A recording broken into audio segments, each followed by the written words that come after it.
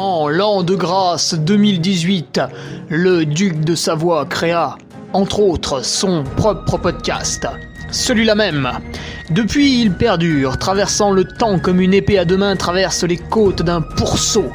Car, fatigué d'entendre la même soupe servie, encore et encore par de vils faquins sur de fades et disgracieuses vidéos YouTube, il dut innover.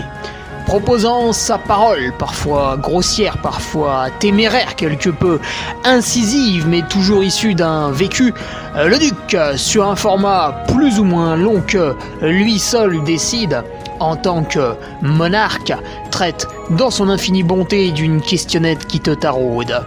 Car il est comme ça, notre duc, humaniste, amoureux du vivant, la main sur le cœur, il veille sur son duché. Puisses-tu, ici, passer un bon moment assis en tailleur au coin du feu ou cavalant sur ton fidèle destrier vers de nouvelles aventures. Pose donc cette hallebarde, débarrasse-toi de ton home et nettoie les taches de sang de ce visiteur qui, troublant ta quiétude, s'est vu embrasser le mur afin de savourer pleinement la divine parole. Paix sur terre, mon ami, et allons-y!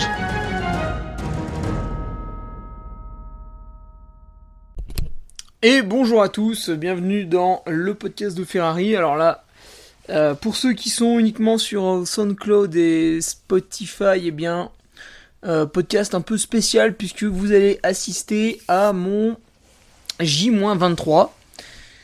Donc je fais un podcast quotidien jusqu'à l'UTMB. Voilà, J-23 jusqu'à l'UTMB, course que je vais réaliser et j'imagine sans doute gagner étant donné qu'elle est extrêmement facile, très peu disputé et que je suis bien évidemment largement supérieur aux autres en tant que duc bien sûr. Donc je vais vous expliquer en fait comment je vais la gagner. C'est pour ça que tous les jours je propose cette scène propagande à mes patriotes et puis tous les mercredis pour faire suite à mon podcast hebdomadaire, je le mets ici. Alors, eh bien, cette préparation a suscité des émois puisque j'ai pas mal de nouveaux patriotes à soutenir. Ah, à remercier, pardon, c'est l'inverse. Ceux qui me soutiennent, c'est d'ailleurs très gentil. Alors, grâce à eux, malheureusement, je n'ai toujours pas pu m'acheter une Tesla, donc je vais vous demander encore quelques petits efforts pour que moi aussi je puisse être un citoyen éco-responsable au volant de ma Tesla. Je rappelle que si vous conduisez une autre voiture, vous êtes un gros enculé. Il faut bien sûr que vous ayez une voiture à 1 million d'euros, sinon vous n'êtes pas éco-citoyen. Non, j'en ai vu une tout à l'heure qui pinaillait dans le centre de Tignes et ça m'a fait rigoler. Le mec essayait de s'embarquer sur une voie piétonne parce qu'en fait, ça le faisait sans doute chier, tu sais, de marcher 30 mètres pour aller à son hôtel. Donc, comme quoi, c'est pas parce qu'on a une grosse bagnole qu'on devient tout de suite plus intelligent. C'est même pire, je crois, il faudrait que je regarde dans cette rue à sens... Enfin, que cette rue piétonne, en fait. Tous ceux qui essayent d'y accéder sont systématiquement des gens avec un putain de SUV, genre les belles grosses BM ou Porsche, hein, même carrément ici, c'est la folie. Et ça me fait marrer à chaque fois. C'est jamais un gars avec une Renault R5, tu sais, qui va venir essayer de se foutre dans la rue piétonne. Lui, il est pas con, il sait comment ça marche, la vie, il se met tout de suite sur le parking à l'entrée de la station. Non, c'est toujours le type un peu blindé, tu vois. Je sais pas, il doit avoir peur de marcher, je sais pas cette crainte qu'il a. Le pire, c'est qu'il vient sans doute pour faire de la randonnée, tu vois. Enfin bon, c'est toujours un grand moment d'amusement. J'aime beaucoup regarder l'humanoïde standard. Enfin là, pour le coup, c'est pas trop standard. Mais ça m'amuse beaucoup. Donc merci à ces nouveaux patriotes.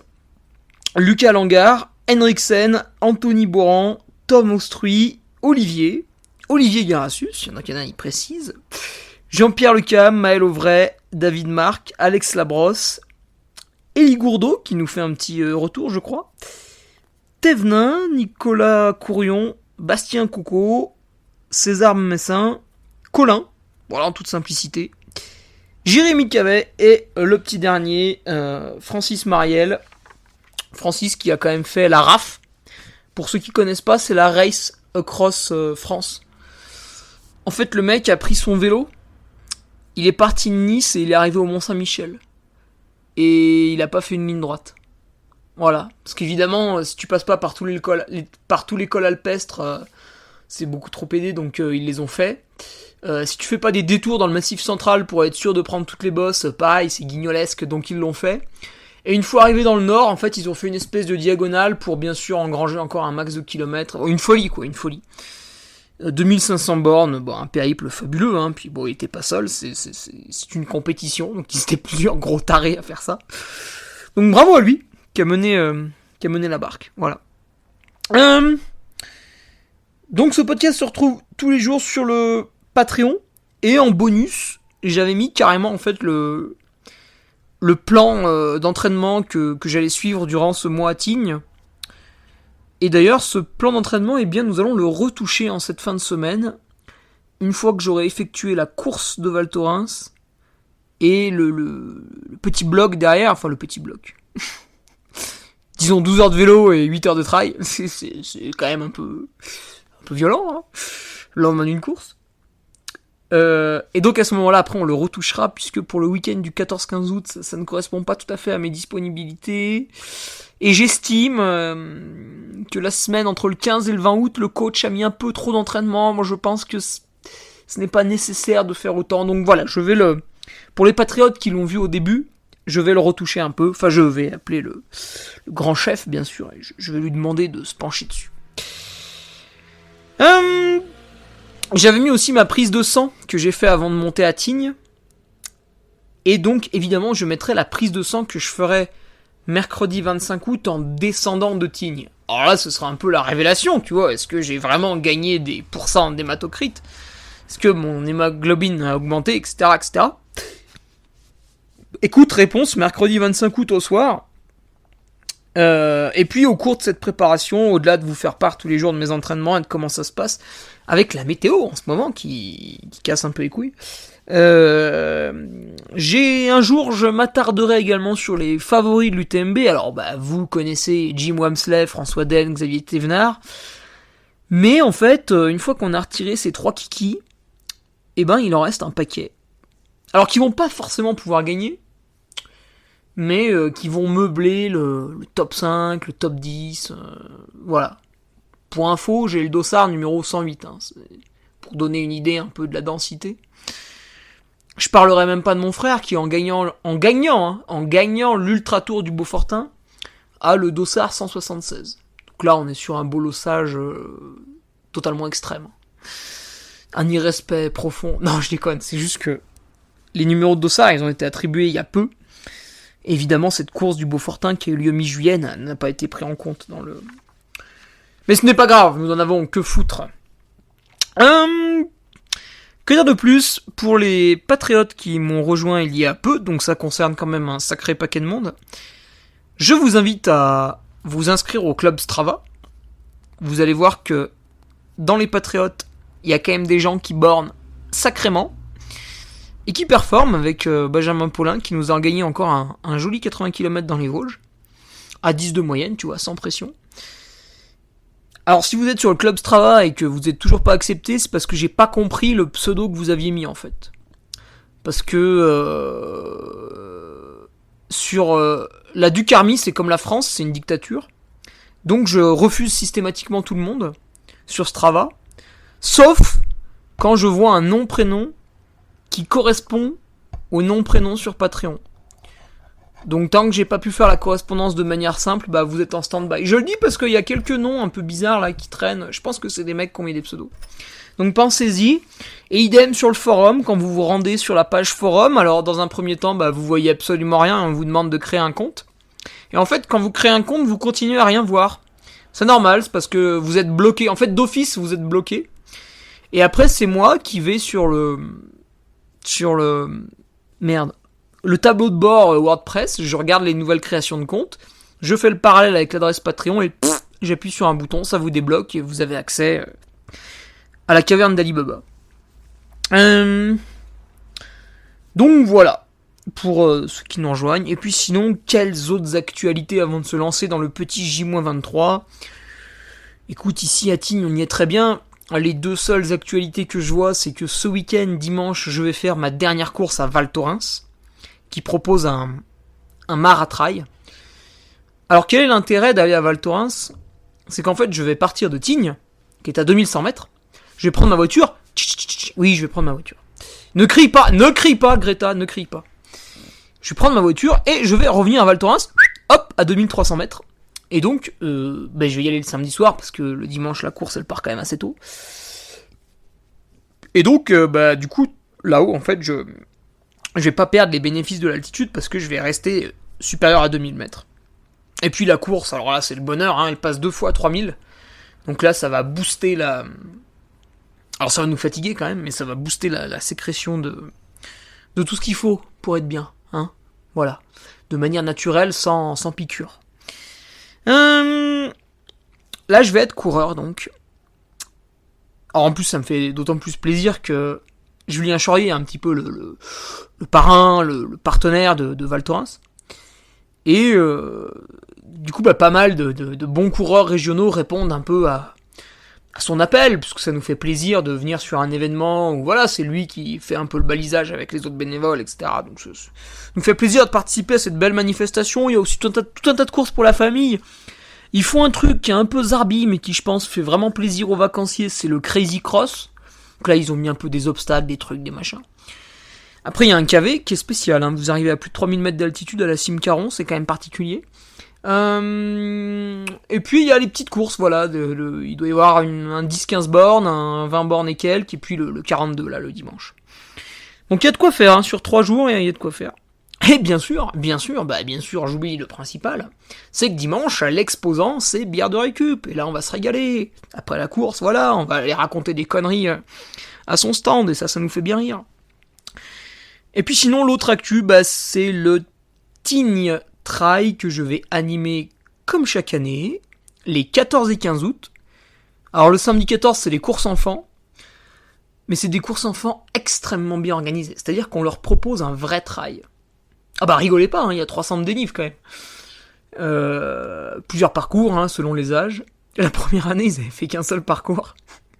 Et envoyer des enfants de 5 ans dans un 3 bornes avec 300 mètres de dénive, ils se sont dit que c'était peut-être difficile. Du coup, maintenant, il y a 3 parcours, c'est vraiment très bien adapté. Mais dans tous les cas, ils vont aller goûter au chemin. Voilà, en général, il y a une bonne centaine d'enfants. N'hésitez pas, hein, si vous êtes dans le coin, c'est quand même très sympa. Et le dimanche, c'est les courses adultes avec le 13 bornes, qui est un très joli tour du côté de Tauvière et le col de la Fresse. Le 27 km, donc c'est le même début, et puis il y a une deuxième boucle, ça fait un peu un papillon, pour aller aux aiguilles percées. À l'aiguille percée. Et cette année, en fait, il y a un 42 ou 44 km, il faudra que je regarde la trace. Donc, c'est pas mal, ça. Vous êtes à un peu moins de 2 semaines de l'UTMB. Alors, normalement, c'est pas hyper optimal à 2 semaines de l'UTMB de retourner casser de la fibre de manière violente en compétition.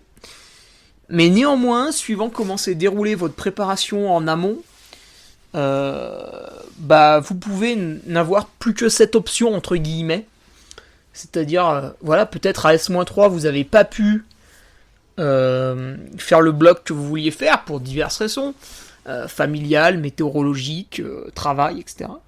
Et vous pouvez le faire à S-2, écoutez, c'est pas mal aussi. Après, du coup, il faudra peut-être juste se limiter à la compétition, pas faire comme moi je fais à S-3, c'est-à-dire faire une compétition et le lendemain un travail sur fatigue. Quand vous êtes à S-2, limitez-vous à la compétition, quoi. Et pour quelqu'un qui préparerait l'OCC, il va se limiter aux 13 ou aux 27 km par exemple. Voilà, donc c'est un événement vraiment sympa, familial. Tignes, vous arrivez, il y a tous les parkings souterrains qui sont gratuits. On se gare facilement, on se déplace en 2-2 un peu partout. Vraiment, c'est un très bel événement. Et écoutez, du coup, je pense que c'est bon, on peut y aller pour le J-23. Après, c'est un trop à rallonge, comme d'habitude.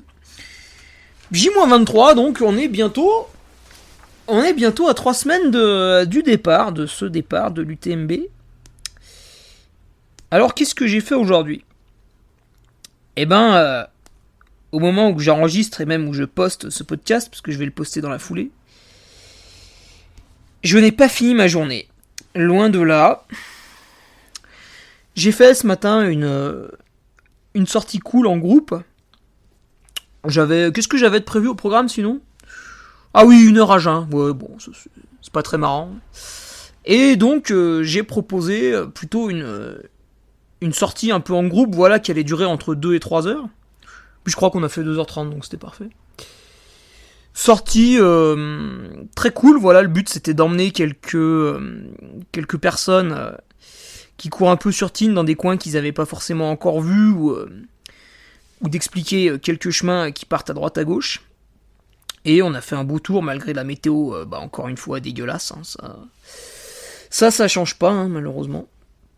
Que dire là-dessus, qu'on était une bonne dizaine, quand même bien motivés, hein, parce que il pleuvait, je sais pas quelle température il faisait, mais à mon avis, on devait gentiment être en train de passer sous les 10 degrés, hein, 2700 là. Donc voilà, encore des gens bien motivés, qui prennent plaisir à être en plein air, et c'est bien le principal. Et puis sinon, pour moi, hormis avoir chuté comme un con à la fin, tout va bien. Je n'étais pas trop fatigué de mon tour de vélo d'hier.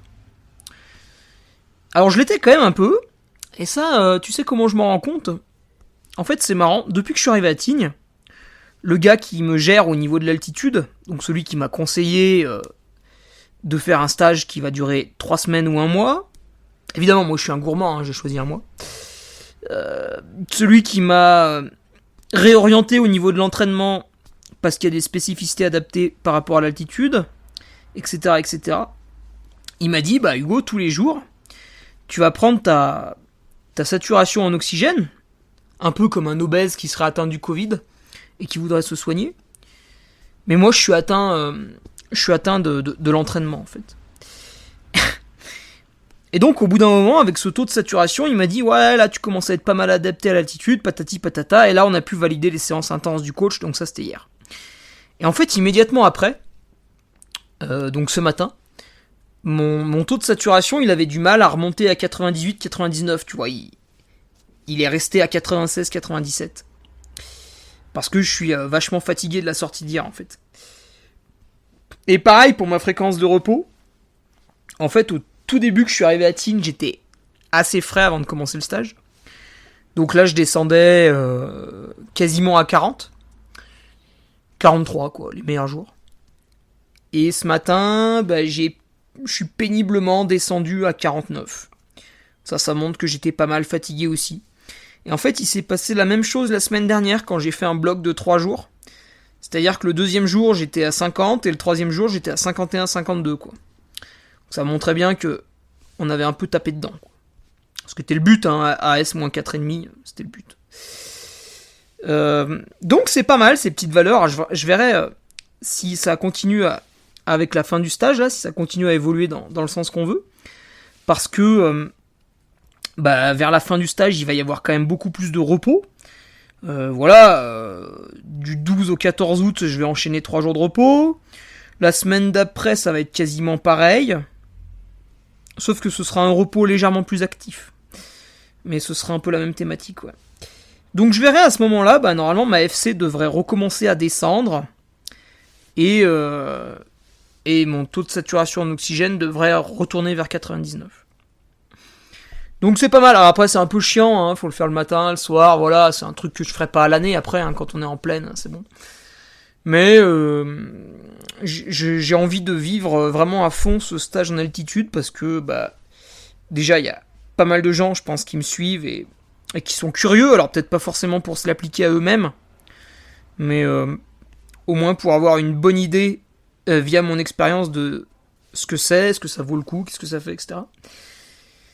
Alors après, un petit repas, voilà, bien sûr, hein, comme d'hab, des légumes à fond, et puis c'est le midi, donc protéines animales, et ouais. Petit morceau de roquefort, 2 œufs, et c'est parti. Et en fait, après je me suis vraiment reposé cet après-midi, parce que ce soir j'ai une séance de VMA. Alors, je vais la faire juste après le podcast. Et le coach m'a dit, voilà, tu fais une demi-heure d'échauffement progressif. Donc, en gros, tu pars à 10 km/h, puis, je sais pas, moi, après, tu vas à 12, 13, 14, tu finis vers 15, et puis voilà, on est content. Tu fais 5 minutes de gamme, et ensuite, tu y vas pour 20 fois 1 minute, 1 minute. Et le gars qui me gère l'altitude m'a dit, ouais, putain, c'est quand même barbare et tout. Alors c'est vrai, hein, c'est barbare, hein, ça fait... c'est un peu comme si je faisais 20 fois 300 mètres, quoi. C'est même un peu plus que ça. Euh, donc je lui dis, ouais, c'est vrai, ouais. Et il me dit, ouais, tenir 1 minute à VMA en altitude, apparemment là je serais adapté musculairement, mais pas encore adapté au niveau du souffle. Il me dit, ouais, ça va pas le faire. Et donc le mec, ce qu'il m'a proposé à la place, c'est de faire 30 fois 25 secondes d'effort, mais là du coup vraiment proche de ma vraie VMA, quoi, quasiment à 20 à l'heure. Et 35 secondes de contre-effort, mais sans trop redescendre, quoi, disons à 12 km/h. Et ça 30 fois. Donc on va être sur un bloc avec des fractionnés beaucoup plus courts. Et le bloc il va durer une demi-heure, pas 40 minutes. Donc je vais faire ça. J'y vais là, juste après. En plus, coup de bol, attends, je vérifie. Ouais, ça fait 1 heure ou 2 que la pluie s'est levée. Bon, elle a pas redémarré. Donc ça c'est bien parce que c'était annoncé vraiment jusque 20h, 21h la pluie. Et là elle vient de se lever. Donc le terrain est détrempé. Alors je sais pas trop ce que ça va donner avec la VMA. En plus ici t'as pas trop le choix si tu veux faire du plat. C'est un petit peu le tour du lac là où là où tout le monde randonne en fait. Donc ça va peut-être être un peu relou. Je vais voir qu'est-ce que je fais comme parcours. Et quand je rentre de la VMA, en fait, je vais immédiatement me doucher, évidemment, manger, et par contre, dans la soirée, je ne vais pas faire d'étirement. Ni étirement, ni massage. Ni étirement, ni massage pour la... que j'ai fait, hein, pourtant, hier soir, de manière extrêmement assidue, pendant extrêmement longtemps. Mais là, ni étirement, ni massage, parce que je viendrai de faire une VMA, donc si tu veux, le corps sera totalement chamboulé, ça aura tapé dans tous les sens. Et il aura surtout pas envie de... Tu vois, le muscle n'aura pas envie d'être étiré, quoi.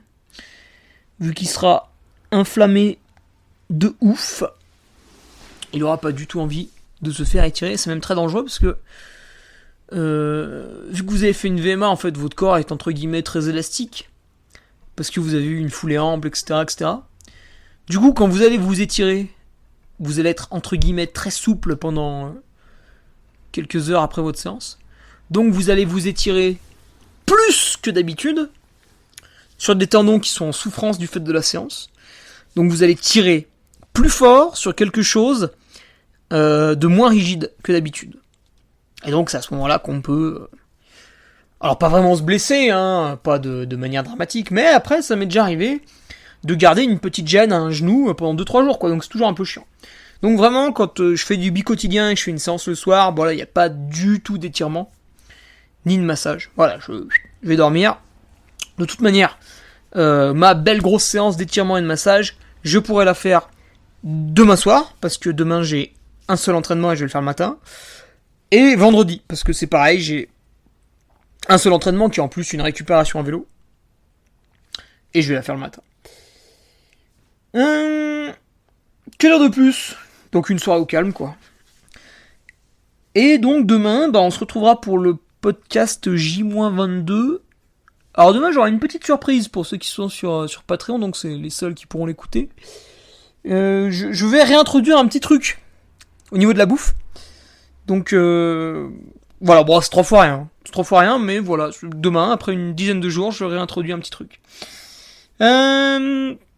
Demain, ça part sur un bel exo le matin. Le coach demande entre 1500 et 2000 de dénive sur la sortie. Et donc là, ça va durer à peu près 4 heures. Et ce qu'il demande pendant toute la durée de la sortie, c'est de se focaliser sur un rythme comme si j'étais à un trail de 70-80 km. Bon, alors là, c'est quand même assez libre d'interprétation, parce que qu'est-ce que c'est un trail de 70-80 km? Ça peut être une maxi race, ça. Tu vois, un truc vraiment montagneux, assez long. Ou ça peut être, je sais pas moi, par exemple, le trail du Beaujolais que j'avais fait. Et là, ça va être ni montagneux, ni très long. Enfin, tu vois, le Beaujolais, j'avais mis 8 heures. et la Maxi Race 9h30. Donc c'est pas tout à fait les mêmes rythmes. Donc en fait, qu'est-ce que ça veut dire ? En gros, la traduction, c'est que demain, je vais sortir pour environ 4 heures d'effort. Et que dans ces 4 heures d'effort, eh bien, je vais monter tantôt au petit trot, tantôt dans une marche bâton relativement engagée. Et quand je vais descendre, je vais quand même descendre assez fort. Mais c'est une sortie où l'athlète ou la personne entraînée, si vous ne vous définissez pas en tant qu'athlète, bon, encore une fois, il faudrait donner une définition avec des barrières, etc. Enfin, c'est un truc qu'on se ferait chier encore pendant 15 plombes. Bref. Le gars qui est entraîné, en fait, à ce moment-là, pour cette séance, il va être obligé de s'intéresser vachement à ses sensations, quand même. Parce qu'à tout moment, tu vois, je vais me dire, ouais, est-ce que là, je suis dans la position d'un trail de 70-80 km ? Est-ce que c'est un rythme qui me semble cohérent ? Alors après, on peut même s'interroger, est-ce que c'est plutôt début de course, fin de course, etc. Donc, voilà. Demain, une bonne sortie, là, pour se remettre un peu avec des sensations, voilà, bien courir, etc., etc. Et puis, l'après-midi, je prendrai le temps de faire le podcast journalier, le J-22. Et je pense qu'après, je mettrai l'accent sur la récupération en allant me caresser au lagon. Voilà. À Tignes, il y a le lagon. Alors en fait, c'est un gros complexe où dedans, vous avez une piscine, vous avez une salle de muscu, et vous avez un espace bien-être. Alors, je vous le dis tout de suite, moi, demain, je serai à l'espace bien-être. Donc, je serai tantôt dans les saunas, tantôt dans les bains. Je sais pas s'il y a un bain froid, je verrai. Il y a des bains avec des jets d'eau, mais moi j'aimerais bien un bain froid. Et pourquoi pas aussi tantôt dans le hammam, et je finirai peut-être même au solarium, afin de bronzer tranquillement. Voilà. Parce que bon, là, ces derniers jours, je ne bronzais pas du tout, hein, vu la météo qu'il y avait.